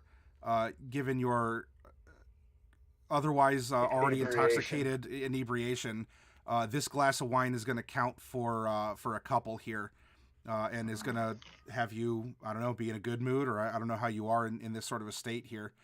But let's get up and take maybe a little bit of a break, get a snack and a drink, use the restroom, and we'll come back and we'll open up with you all again. Depending if there's any more plotting you want to do in your tent here at night. Otherwise, we'll advance you and we'll continue with your story, and then we'll finish out back at Lake Red Eye with Bright and Norallie. So everyone, let's take 10, and we'll be right back.